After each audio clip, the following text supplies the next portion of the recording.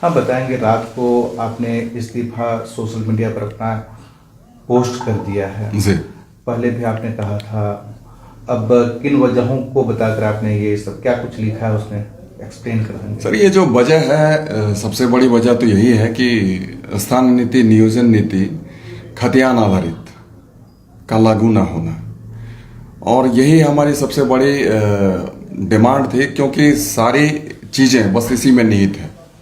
हमारे यहाँ के लोग इससे ही समृद्ध और खुशहाल बन जाते हैं, लेकिन ये देखने को हमें नहीं मिला, ना ही सरकार ने इस पर पहल की।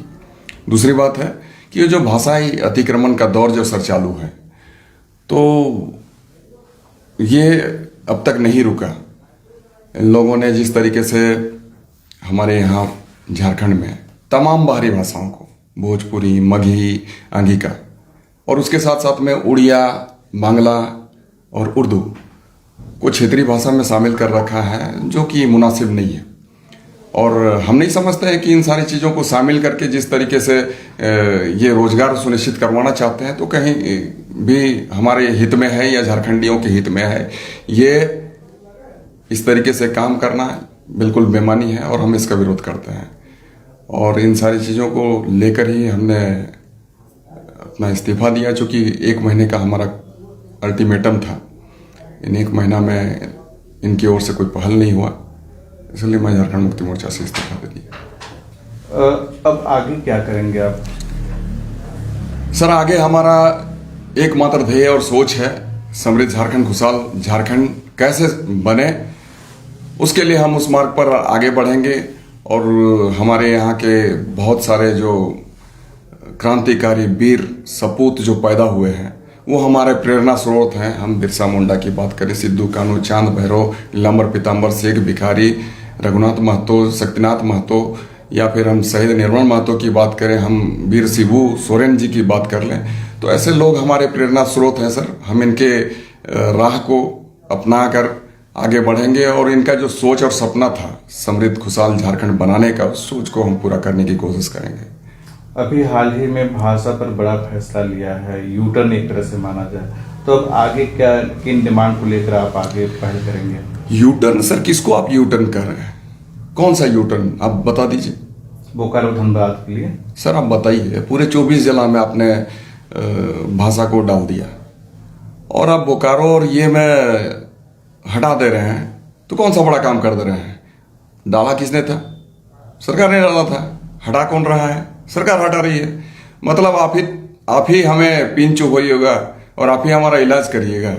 ये कौन सा बेहतर काम हुआ? दूसरी बात है, अभी भी तो बोकारो और धनबाद की खुशखबरी नहीं है।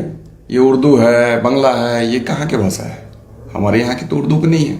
उर्दू कहाँ बोली जाती है सर? कहीं पर आप देख लें, किसी के घर में बोली जाती है क्या?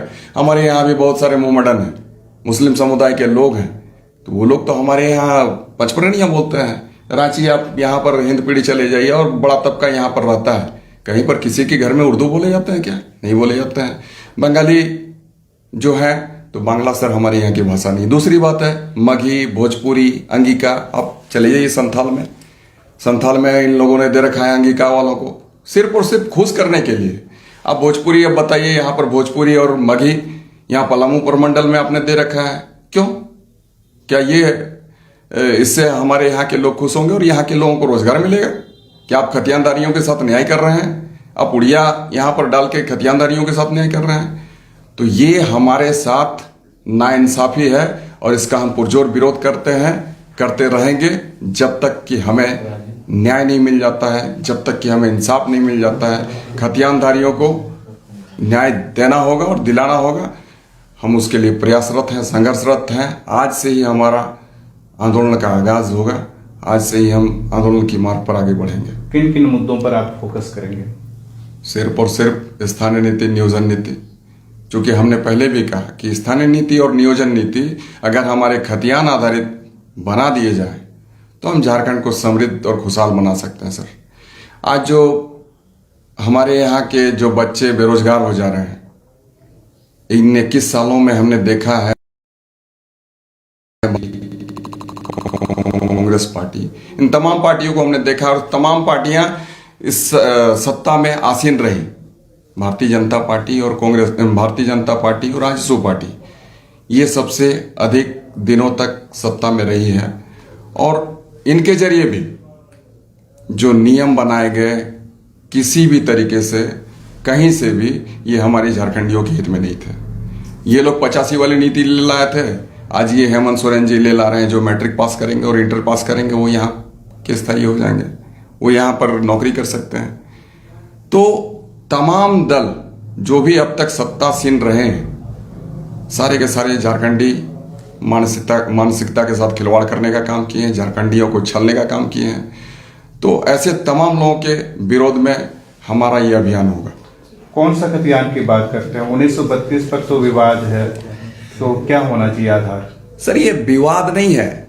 1932 जो है उसमें सर्वे एक हुआ, 1900 पहले से भी हुआ है, 1908 में हुआ, 1932 के बाद में भी हुआ है। तो हमारा ये मानना है कि खतियान आधारित, हमने बार बार कहा, खतियान को आधार बनाकर स्थानीय नीति परिभाषित की जाए, खतियान को आधार बनाकर नियोजन नीति तय की जाए और उसके जरिए ही सारे युवाओं को नौकरियों में नियोजित होना चाहिए।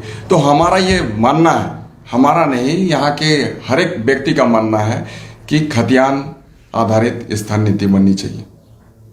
जेएमएम के मैनिफेस्टो में भी था ये बात? बिल्कुल सर, जेएमएम के मैनिफेस्टो में है, घोषणा पत्र में है, उसमें ये कहा गया है। उसमें तो 32 का जिक्र किया गया है, पर 32 में मैं नहीं जाना चाहता। उसमें कहा गया है 32 से जो लोग हमारे झारखंड में रह रहे हैं, जिनके हाथों खतियान है, उनके बच्चों को 100% तृतीय और चतुर्थ वर्ग की नौकरियों में नौकरियां सुनिश्चित कराई जाएगी। ये तो लिखा हुआ है। हमारा झारखंड मुक्ति मोर्चा का ये चुनावी एजेंडा था, मुद्दा था, उसमें भी इन्होंने यही कहा था कि हमारी सरकार बनेगी, खतियानदारियों के साथ न्याय होगा। अब कहाँ कौन सा न्याय हो रहा है ये तो आप भी देख रहे हैं। आजसू भी कहती है कि खतियान आधारित होनी चाहिए और वो अंतिम सर्वे की बात करती है। चलिए, ये तो बहुत खुशी की बात है, जो कि कभी कुछ कहते नहीं थे, आज कहना शुरू कर दिए हैं। बहुत बहुत धन्यवाद हम देना चाहेंगे उनके पार्टी सुप्रीमो को, जो कि 17 सालों तक रहे और बहुत बड़े बड़े ओहदे में रहे सर। वो तो गृह मंत्री रहे हैं और भी बहुत सारे मंत्रालय इन लोगों ने संभाला है। और इन तमाम दिनों में खैर वो नहीं न्याय दिला सके। इन 21 सालों में अगर वो दिलवा देते, 17 साल जब उनकी सरकार थी, तो हमारे बहुत सारे युवा युवतियां, हमारे जो झारखंडी व्यक्ति हैं, झारखंडी हैं, तो उन तमाम लोगों के साथ में इंसाफ होता। तमाम लोग आज नौकरियां करते रहते, उनको दुआएं देते रहते। खैर अभी उनको अगर आज चेतना जगी है, वो कुछ करना चाहते हैं तो बढ़िया बात है, वो करें। आप भी विधायक रहे हैं, तब मौका आपको भी मिला था। विधायक रहे सर, परंतु हम अपोजिशन में थे उस वक्त। आज हमारी उम्मीदें काफी बंधी हुई थी झारखंड मुक्ति मोर्चा के साथ, चूंकि हम झारखंड मुक्ति मोर्चा के सिपाही थे। और हम क्यों नहीं उम्मीद करेंगे? अगर बाप हमारा रहे करोड़पति, तो हम अगर कहेंगे कि हमको 100 रुपये का हमको किताब खरीद दो और नहीं खरीद देगा, तो क्यों नहीं हम विरोध करेंगे? तो हमारा विरोध था सर, क्योंकि हम गलत काम के लिए हमने बाप से पैसे नहीं मांगा, ना ही हमने दारू पीने के लिए हमने पैसे मांगे। तो हमारा विरोध था, हमने विरोध किया। और विरोध करने के बाद में अगर कोई निष्कर्ष ना निकले सर, तो निश्चित तौर पर हमारा उस घर में रहने का कोई औचित्य नहीं बनता है। इसलिए आज हमने पार्टी त्याग दिया। अब जब नए उन मुद्दों को लेकर नई लड़ाई शुरू कर दी है, तो आपके साथी कौन कौन मौजूद हैं, एक्टिव कौन, किनका किनका साथ मिल रहा है आपको? आप तमाम लोगों की विचारधाराएं हमारे साथ में है। जो भी झारखंडी मानसिकता रखने वाले व्यक्ति हैं, जो भी झारखंडी हैं, जो खतियानदारी हैं, जो चाहते हैं कि आने वाले दिनों में झारखंड बेहतर मार्ग पर चले, झारखंड समृद्ध और खुशहाल बने, तो तमाम लोगों का हम समझते हैं कि आज हमें सहयोग प्राप्त होगा।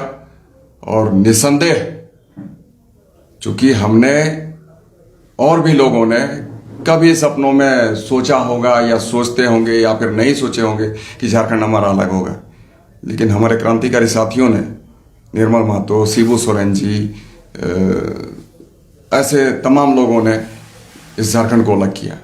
तो बहुत सारे लोग अभी इस बात पर विश्वास नहीं करते हैं कि हमारे साथ न्याय होगा, झारखंडियों के साथ न्याय होगा, हमारा झारखंड समृद्ध खुशहाल बनेगा, यहाँ के लोगों को रोजगार मिलेगा।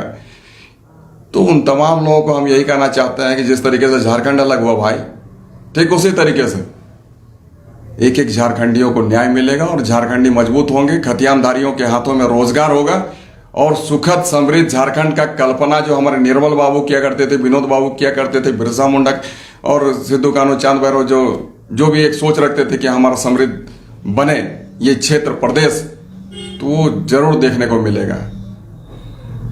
तो क्या इस लड़ाई को किसी राजनीतिक पार्टी के साथ जोड़कर भी आप लड़ेंगे? अभी तो फिलहाल ऐसी कोई मंशा नहीं है। हमारा बस आंदोलन ही एकमात्र रास्ता है, और उस रास्ते पर जितने भी रोड़े आएंगे, कांटे मिलेंगे, सबको ठोकर मारते हुए हम लोग आगे बढ़ेंगे। चाहे उस रास्ते में कांटा मिले, या रास्ते में बड़ा रोड़ा मिले, या फिर चट्टान मिले, या फिर आंधी मिले, या फिर तूफान आ जाए, या नदी सागर मिल जाए, सबों को हम लोग पार करते हुए आगे बढ़ेंगे और झारखंड को उसका मुकाम दिलाएंगे। ये सवाल इसलिए था क्योंकि आप जिस विचारधारा से बात कर रहे हैं, खतियान की बात कर रहे हैं, स्थानीयता की बात कर रहे हैं, या फिर नियोजन नीति की बात कर रहे हैं, ऐसी ही बातें अभी बीजेपी, जेएमएम सभी विरोधी पार्टियां कर रही हैं। बिल्कुल सर, करेंगे ही। अच्छी बात है, देर से आए दुरुस्त आए। हम लोग कहते भी हैं सर कि क्या कहते हैं उसको, जो भूला सुबह को वापस आए, देर से आए। तो चलिए दुरुस्त आए। अब इतने दिनों में खैर वो नहीं कर पाए, तो अब सोच रहे हैं कुछ झारखंड के लिए करने के लिए। तो हम तो यही कहेंगे कि भारतीय जनता पार्टी वाले लोग भी आज खड़े हो जाएं खतियान आधारित स्थान नीति और नियोजन नीति को लेकर। आजसू वाले भी खड़े हो जाएं कि भाई हमें स्थान नीति चाहिए, खतियान आधारित चाहिए, नियोजन नीति चाहिए, खतियान आधारित चाहिए। बीजेपी वाले, आजसू वाले भी यह कहे कि हमें मगही, भोजपुरी, अंगिका नहीं चाहिए, हमें उड़िया, बांग्ला की तो वो बात करते हैं जरूर, उर्दू की जबरदस्त बात करते हैं। तो भाई हम कोई सांप्रदायिक यहाँ पर माहौल उन्माद पैदा नहीं करना चाहते हैं। हम भारतीय जनता पार्टी को ये कहेंगे, जिस तरीके से वो लोगों का लगाव उर्दू से, ठीक उसी तरीके से लगाव रख ले वो भोजपुरी, अंगिका के साथ में, और उसी तरीके से वो बोलना शुरू करे कम से कम कि हमें उर्दू जैसे नहीं चाहिए वो बोलते हैं, एक लगाव है उनके साथ, तो हमें उर्दू नहीं चाहिए। ठीक उसी तरीके से वो बोलना शुरू करे कि हमें भोजपुरी नहीं चाहिए, मगही नहीं चाहिए, हमें अंगिका नहीं चाहिए, हमें बांग्ला नहीं चाहिए, हमें उड़िया नहीं चाहिए। और साथ साथ वो ये भी बोलना शुरू कर दें कि हमें खतियान आधारित स्थानीय नीति चाहिए, नियोजन नीति चाहिए। और वही बात हम कहेंगे पार्टी सुप्रीमो हमारे आजसू पार्टी वाले को, जो सुप्रीमो कहे जाते हैं, उनको भी हम यही कहेंगे कि भाई आप भी ये बोलना शुरू कर दीजिए। बोल रहे हैं वो। हाँ तो बोल रहे हैं तो खड़े हो जाइए ना कि हमें अंगिका नहीं चाहिए, हमें भोजपुरी नहीं चाहिए, हमें उड़िया नहीं चाहिए, बांग्ला नहीं चाहिए, हमें खतियान आधारित स्थानीय नीति, नियोजन नीति चाहिए। और वो माफी भी मांगे कि भाई हम 17 साल रहे, क्या करिए, गलत हो गई हमसे, अगर हम कर दिए होते तो आज शायद ये स्थिति नहीं पैदा होती, आज ये अमित भी इस स्थिति में नहीं खड़ा हुआ होता। कोई सवाल? आप खतियान आधारित स्थानीय नीति और नियोजन नीति की बात कर रहे हैं, पर बहुत से लोग ऐसे हैं जिनके पास नहीं है खतियान। बहुत से लोग नहीं है भाई, यही तो है विडंबना कि आप जैसे प्रेस रिपोर्टर वाले लोग, मीडिया वाले लोग भी इस बात को नहीं जानते हैं। बहुत कम लोग ऐसे मिलेंगे जिनके हाथों खतियान नहीं है, और उसके लिए हमारी ग्राम सभा तय करेगी कि कौन व्यक्ति हमारा यहाँ कब से रह रहा है। ये तय करेगा जब हमारी जो जनगणना हुई थी, वो तय करेगा कि हाँ ये व्यक्ति कब से रह रहा है, उसके पास जब हमारा जनगणना हुई थी तो उस वक्त उसका नाम था कि नहीं था।